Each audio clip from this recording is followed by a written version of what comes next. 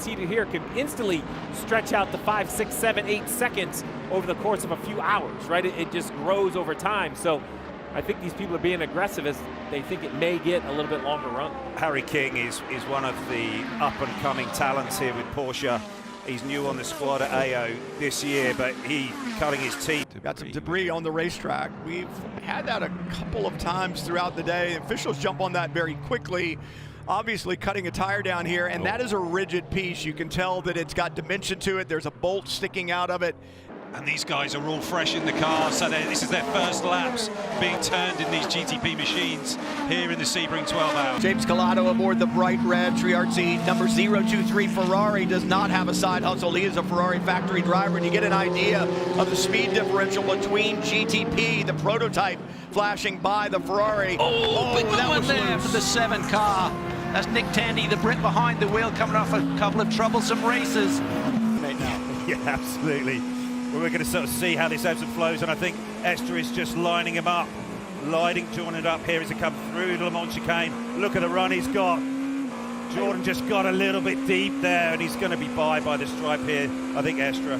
But it's exactly what we saw the last time. Taylor Good out of turn 6, back onto the super speedway over there in NASCAR 1 and 2, and actually pulls out a little bit down the middle of the straightaway.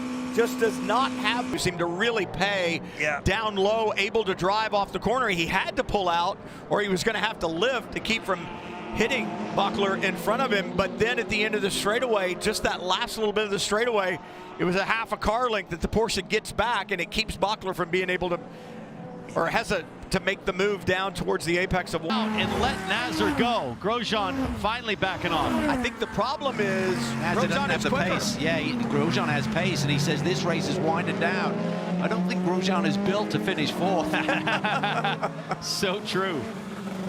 Look at this through turn 1. This is how it all played out. I'll tell you what, though, it's good, hard, respectful racing. A little bump there, but this is Chevrolet brand. Do it. In the hands of Antonio Garcia, you betcha. He's almost home. Caldarelli for Faf has got his way up into 2nd.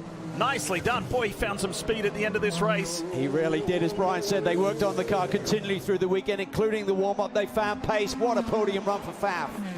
And finally, an IMSA legend in car down in the runoff rooms. We go back to green here at the man, that was impressive to get it cleaned up that quickly. There was a lot of debris on the racetrack. The officials doing everything they can to make sure that we finish under green if we can. And I think it's going to be perfect timing here for Renger van der Zande to not trip up over that traffic. He's going to get a clean run through the hairpin and just sprint it to the line. Meyershank Racing looking for their 20. Absolutely love the endurance races, and you know it's going to be our last endurance race at Indy, unfortunately, but looking forward to Road America next year. And then, you know, at Petit Le Mans, you know, I just absolutely love that race. It's one of those races where we haven't ever done particularly well. We've been in podium contention there, but we've never actually capitalized. So, you know, I think this could be our year, especially if we have the race car that we have now going into the final race of the year. big time. You can see the smoke coming from the tail end of that Whelen Engineering Cadillac. They're under the braking. Bamber's struggling a bit with the brakes there into the corkscrew. Heinrich now clears the Lexus. He's still got a lap and a bit to go. Can he regroup here and get back on the tail of the Cadillac? It is that left rear tire going to hold for Earl Bamber. That tire rub, it's not going to get any better. Heinrich going to force his way up the inside of the 57, get a good run off of this corner. And Bamber's in the 40, the Dex Imaging. Let's go for a ride with Connor Zilish. Have a listen. Visually just measure the gap as he pulls off and lays the power down. It doesn't seem to be able to give up much, but this is going to be a chance right here. The 7's going to have a run. Oh, watch out, the 93. Massive run by Nick Yellerly. Oh, wow. How bad does he want the lead? 24 just puts him nice and wide there. Alex Palou taking some inspiration from his teammate Renger van der Zande. Certainly the most aggressive GTP driver in the opening couple of stints. Palou forcefully pushing that 93 forward. When you get handed this information about the rear wing angles that you have to run, and this is how tight it gets down in turn 7, when you're given that arrow. Chasing in the points. Oh, trouble for the Lone Star Mercedes. The car, Brickacheck behind the wheel right now, that's been very much in the mix. Had the lead early on. Looks like that wheel is going to wobble its way out of harm's way. Now it tips itself back onto the racetrack, so this is going to bring out a caution. fourth full course caution of the afternoon. Left rear gone. The dancing ants, where are they on the racetrack? Tough to tell at night as there's a car off in turn 5. This is turn 5 as they approach. We'll look for any stray headlights. Maybe just somebody dropped a wheel.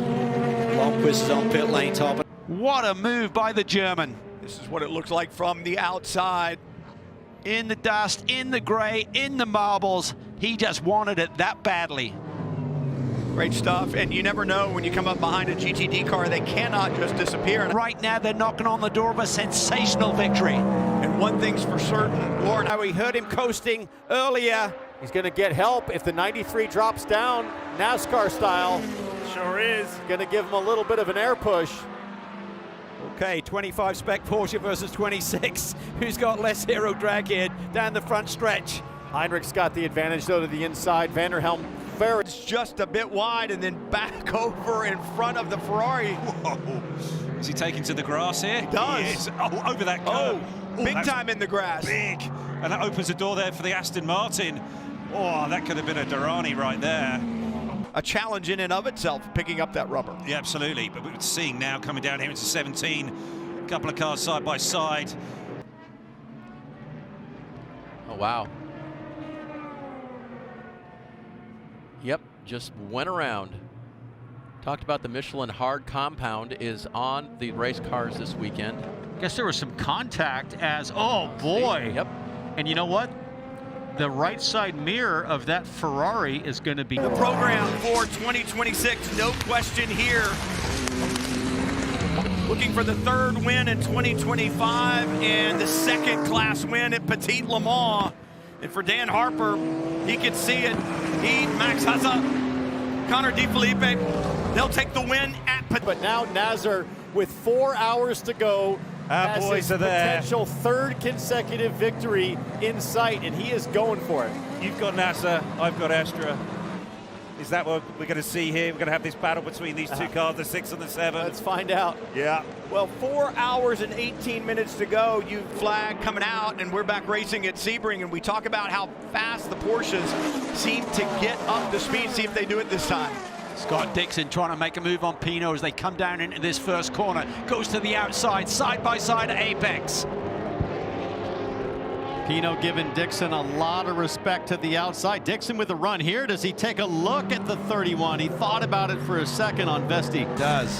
Vesti getting to grips with that pole winning Cadillac, but Ota, don't discount him.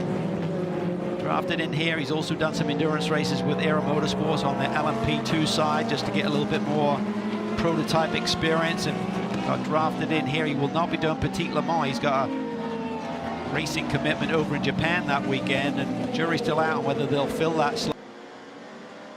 And managing to get it back, and he's now back up to speed, so he must feel the car's okay, Peter. Must feel that way, but we'll have to keep a close watch on the lap time, because you're absolutely right, John. The floor of these cars is so important to their aerodynamic package.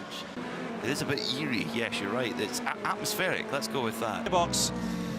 But is it enough? Is he going to be able to lunge up the inside? He's looking, but it's not quite enough. Is the Mustang going to run wide? Matt's going to take that line tighter line, but it's all about that run through 12. Is he going to be able to place it up the inside into 13? Matt thinks he's got the room, and he's got the deal done, nicely done. He worked that all the way from turn 7.